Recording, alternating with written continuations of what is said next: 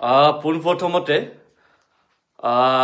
অসম কন্যা আৰু ভাৰতত ইতিমধ্যে যে বিশ্বকাপ বিজয় কৰি আহিছে উমা চেত্ৰীলৈ আমি অশেষ শুভেচ্ছা অভিনন্দন জনাইছোঁ।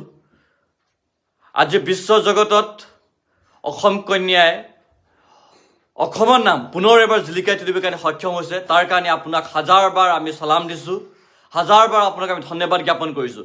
কিন্তু অত্যন্ত দুখৰ বিষয় যে অসম চৰকাৰে নিম্নতম জ্ঞান নাই, অসম চৰকাৰে নিম্নতম সময় পোৱা নাই যে এগৰাকী অসম কন্যাই যিগৰাকী অসম কন্যাই গৈ বিশ্বকাপত প্লেইং 11ত অংশগ্ৰহণ কৰি খেল খেলি আজি ভাৰতত ৱৰ্ল্ড কাপ আনাবলৈ সক্ষম কৰালে সেইগৰাকী অসম কন্যা উমা চেত্ৰীক যে সময় দিব নোৱাৰা এই ব্যৰ্থ মুখ্যমন্ত্ৰীক আমি পোনপ্ৰথমে ধিক্কাৰ জনাইছোঁ। একে সময়তে আমি ধিক্কাৰ জনাইছোঁ নন্দিতা গছলা বাইদেউ, আপুনি ইউথ এণ্ড স্পৰ্টছ মিনিষ্ট্ৰী এয়াই কাম কৰি আছে নেকি? আপুনি জানে নে নাজানে যে এগৰাকী অসমৰ কন্যাই বিশ্বৰ বুকুত অসমক জিলিকাই তুলি আজি যে নিজৰ ঘৰলৈ উভতি আছে বুলি সেই সময়ত আপুনি কি নিজৰ নিন্দৰ ব্যস্ত আছিলে নেকি?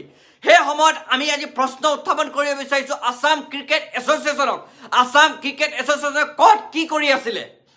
তেখেতসকলে জানে নে নাজানে এগৰাকী খেলুৱৈ কেনেধৰণে আদৰিব লাগে বুলি? আজি আমি বিজেপি চৰকাৰক এই বৰ্তমানৰ যি চৰকাৰ ব্যৱস্থা তেখেতক প্ৰশ্ন কৰিব বিচাৰিছোঁ, যেতিয়া আপোনালোকে ইয়াক কিবা নাড্ডা ফাড্ডা চাহ এইবোৰ যি আপোনালোকে ৰাষ্ট্ৰীয় পৰ্যায়ৰ নেতাসকল অসমলৈ আহে, ভ্ৰমণ কৰিবলৈ আহে বা কিবা পৰ্যবেক্ষণ কৰিবলৈ আহে, আপোনালোকে তাৰ ৰঙা কাৰ্পেট কঁকাল ভাঙি ভাঙি খ গামোচা লৈ আপোনালোকে থিয় হ'ব পাৰে।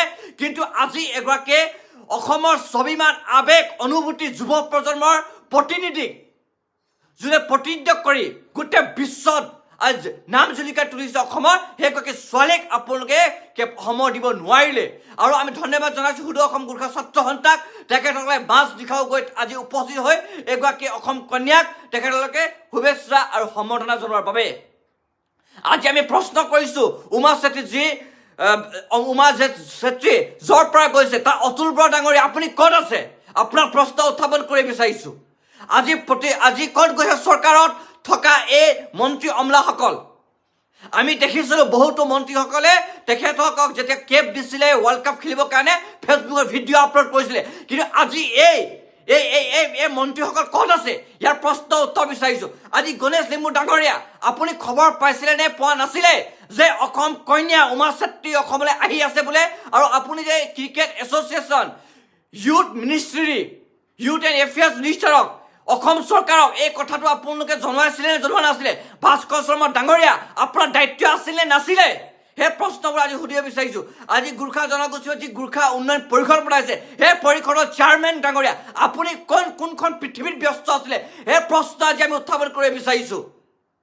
আজি কেৱল মাত্ৰ ইয়াত উমা চেত্ৰীক অপমান কৰা নহয়, ইয়াক আমি ভাবোঁ যুৱ প্ৰজন্ম উঠি অহা প্ৰতিগৰাকী খেলুৱৈক অসমীয়া জাতিক স্বাভিমানক প্ৰতিনিধি কৰা এগৰাকী কণ্ঠক আপোনালোকে অপমান কৰিছে, কাৰণ প্ৰতিভাক আপোনালোকে অপমান কৰিছে। আৰু এই প্ৰতিভাক অপমান কৰাৰ কিন্তু আপোনালোকে ক্ষমাযোগ্য নহয়। ধিক্কাৰ জনাইছে এই চৰকাৰক। আৰু ডক্টৰ হিমন্ত বিশ্ব শৰ্মা ডাঙৰীয়া আপুনি ব্যস্ত হৈ থাকক বিহাৰৰ নিৰ্বাচনক লৈ, আপুনি ৰাজনৈতিক অংকক লৈ ব্যস্ত হৈ থাকক, কিন্তু আজি এগৰাকী প্ৰতিভাৱান খেলুৱৈক যে আপোনালোকে ৱেলকাম কৰিব লাগে বুলি আপোনালোকে আজি সময় দিব নোৱাৰিলে। আৰু ইয়াত পূৰ্বতেও এনে বহুতো খেলুৱৈসকল আছে যি খেলুৱৈসকল আপোনালোকে বাৰম্বাৰ অপমান কৰিছে। গতিকে যি এই চৰকাৰক কোনো শব্দ নাই গৰিহণা দিবলৈ। আমি গৰিহণাৰ ধিক্কাৰ জনাইছোঁ। আৰু পুনৰ এবাৰ কৈছোঁ ইউথ মিনিষ্ট্ৰীৰ পৰা আৰম্ভ কৰি অসমৰ প্ৰতিটো কেবিনেটৰ মন্ত্ৰীসকলৰ ইয়াক কিন্তু পৰম আৰু গুৰু দায়িত্ব আছিলে ৱৰ্ল্ড কাপত অংশীদাৰ হৈ ৱৰ্ল্ড কাপ বিজয় কৰাই আমাৰ অসম সন্তানক আদৰিবলৈ।